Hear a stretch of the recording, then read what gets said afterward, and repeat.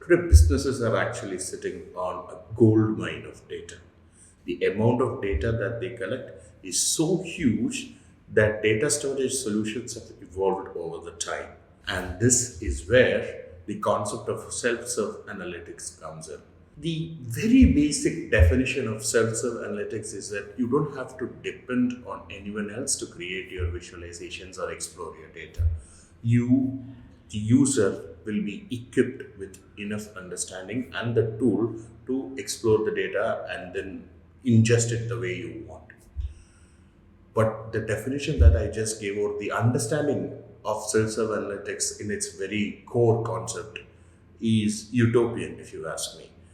Before we get into the shortcomings of self-serve analytics, I would like to take you all through a very brief history of how self-serve analytics has evolved. And it starts somewhere, in the 80s to 90s when spreadsheet came in. And I believe that spreadsheet is the progenitor of self-serve analytics. I mean, it gave ultimate freedom for the data user to explore, to play around, to visualize the data in any way he wants and throw some interesting insights into it.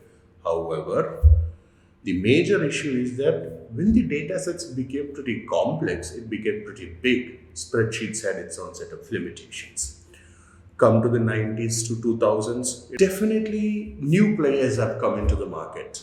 We can see complex tools, more complex visualizations, tools supporting more complex visualizations in the market. Their complexity increased to a level that there had to be additional certifications, additional courses which needed to be done to work on these tools, which basically defeats the purpose of something called as a self-serve analytics. And post 2000s, of course, there are definite developments in the arena, if you ask me. You can see more players, you can see more technological developments, more customizations, more automations possible, but still, the complexity remains. And this is where we come to the four great shortcomings of self-serve analytics. The first one being limited user friendliness. As the complexity of the data sets grew, the complexity of producing valuable, actionable dashboards or reports also grew with that. The problem led to a specific level that, as I pointed out earlier, certification courses started appearing in the sphere. Organizations were forced to set up specialized teams handling data for them, and this definitely fed into the total cost of ownership. The second shortcoming being limited quality control. Now, I do agree on the fact that the quality of the data coming in will determine the quality of the output. That is a given. But advanced analytic tools had its own inbuilt data management systems, which was enough to clean the data and produce the right output that they were looking for, which self-serve analytics tools were lacking.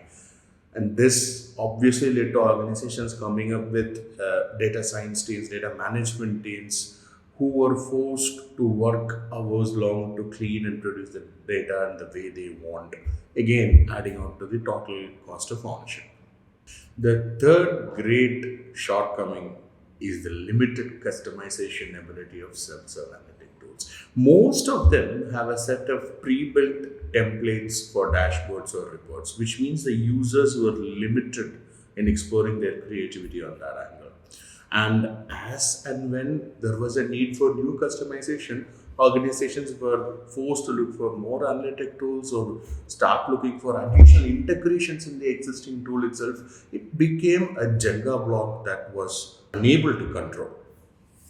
The fourth and final great shortcoming with a self-serve analytic tools is limited security protocols. Many times, some of the tools do not have advanced features such as role-based access control, setting up limitations in terms of the data accessed, and such advanced security protocols.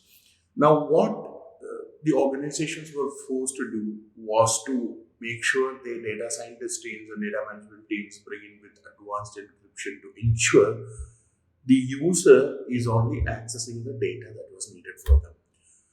Along with eating up into the total cost of ownership that I mentioned before, this also put the data management teams at an impasse because they were hired to create value in terms of data, but they were stuck in doing these transactional tasks.